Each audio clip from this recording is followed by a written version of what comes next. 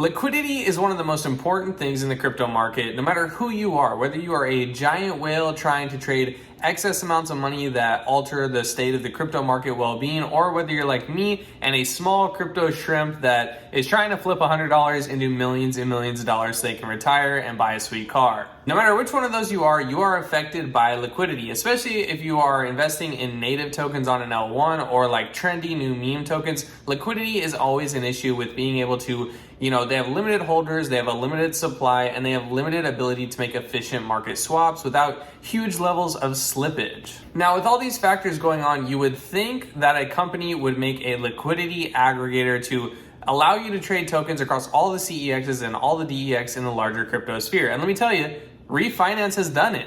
Reef Finance was founded in 2019 by Danko Menchensky, and it's actually the first Polkadot project that was released on the Binance launch pool. Now, Menchensky has an interesting vision of cryptocurrency, and it really ties into what his Reef chain has become and is trying to be in the future. So Menchensky's vision of crypto is that interoperability is at the core of everything that goes on. This ties into why they've chosen Polkadot as their framework on what they've built their blockchain on top of. But interoperability, Menchensky says, is the core thing of crypto. Whether it's the core thing now or whether it's going to be the core thing in the future, Menchensky's vision is an interoperable future. He sees this as like right now in the Web2 market, we have the big seven, the Magnificent Seven or Magnificent Five IT technology companies, Apple, Microsoft, Meta, Google, right? And under those, you have thousands and thousands of successful, profitable IT service-based or product-based companies. Crypto can be the exact same way, and this is kind of what Danko's vision is there's going to be a couple really giant blockchains,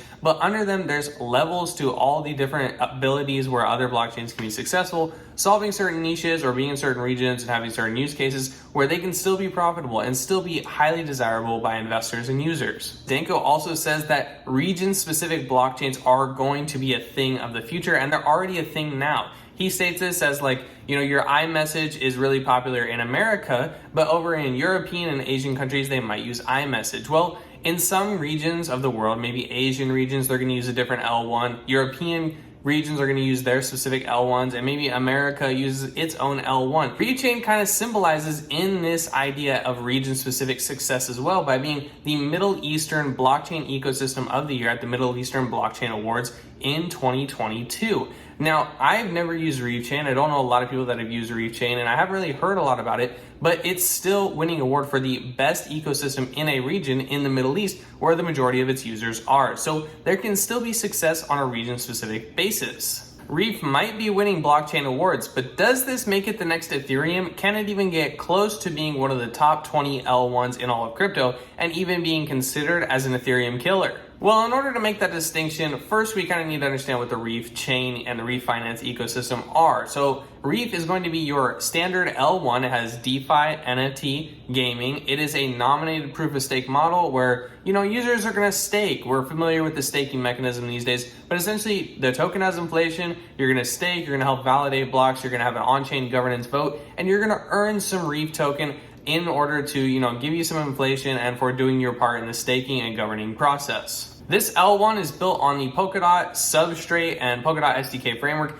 and this is due to the fact that it wants to be interoperable. The unique selling point, the main use case of Reef Chain is to be a liquidity aggregator for all other L1s, all other DEXs and CX in the crypto world. And in order to do that, in order to allow people to make these trades using other liquidity and other DEXs, they need to be interoperable, which is why they've chosen to build on top of Polkadot. Polkadot, if you're not familiar with it, it's basically a L0 that has L1s and DeFi apps and NFTs and all this built on top of it. And all the L1s and all the apps built on top of Polkadot have really easy messaging between different L1s. Across the whole interoperable ecosystem, they have easy relays and easy messaging between all of them. Now, if there's a blockchain outside of the Polkadot substrate framework, it gets harder. But on the substrate framework, all these blockchains have the ability to message interoperable very seamlessly. Other important things to know about the Reef chain is that it has some really cool technological features built inside. Well, cool depending on who you are. Some people won't like it and some people will,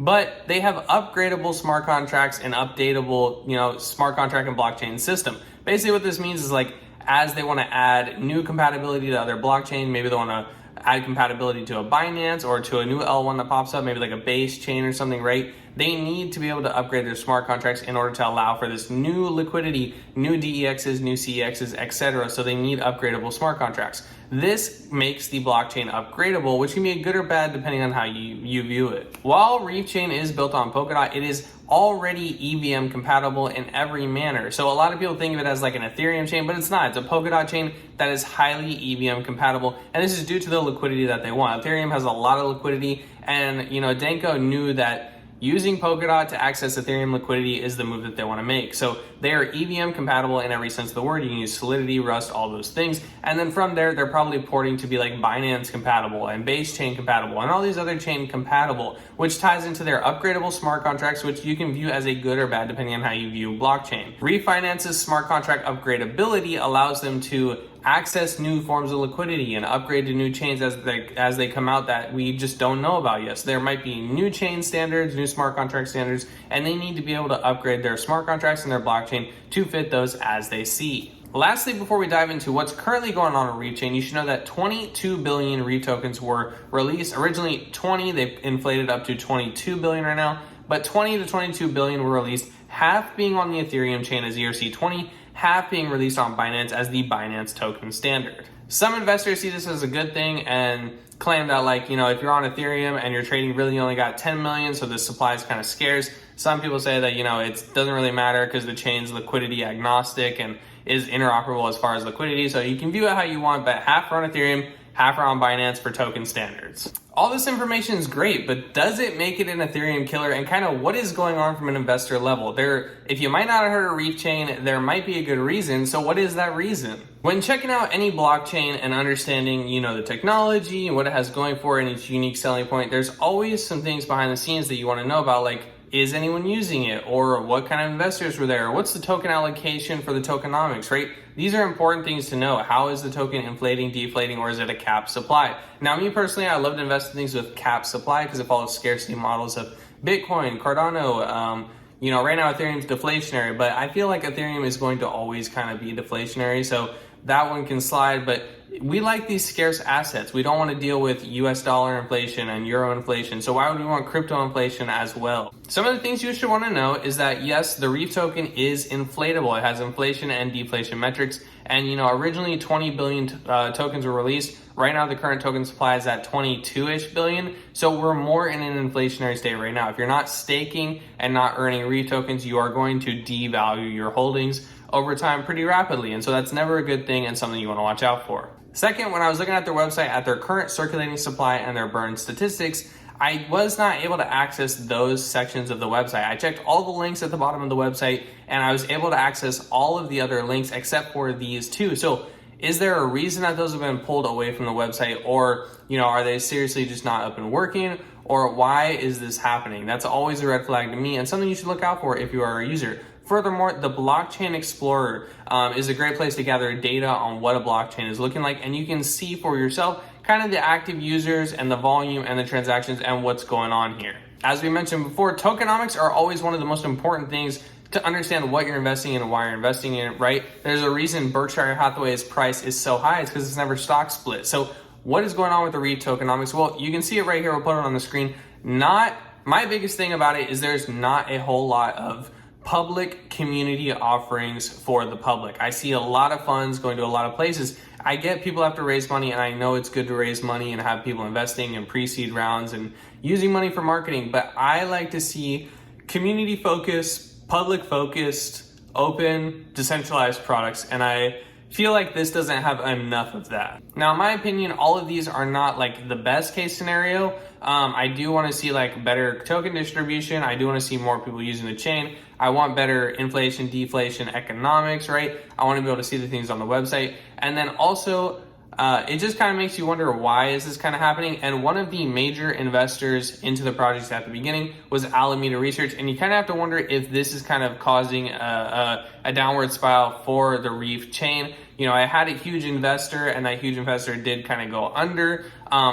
Is this affecting them? That's something I would always want to know. To wrap up this video, I just want to say Reef Chain has great technology, a great use case. I love Danko Manchensky's ideas for crypto. You know, interoperability and region specific is something, the region specific thing is something I've never really thought of, and I actually really enjoy that idea. And he is kind of right, you know. Interoperability is always going to be right, and we will see this happen over and over. We see Cardano using Polkadot for midnight. We see Uniswap porting to other chains and being accessible by other chains. We're going to see more interoperable things, and we're going to see like kind of this conglomerate of blockchains kind of join together, I expect, in kind of a more like Web 2 version of what we see now with the Apple, Google, the AWS, the Microsoft in these kind of ideas. The technology behind this, unique selling points, great, and I like the upgradable smart contracts, although I do see why it can be a bad thing, because something like Bitcoin, not really upgradable, super decentralized, and people can't change it, right? With upgradable smart contracts, you can change it,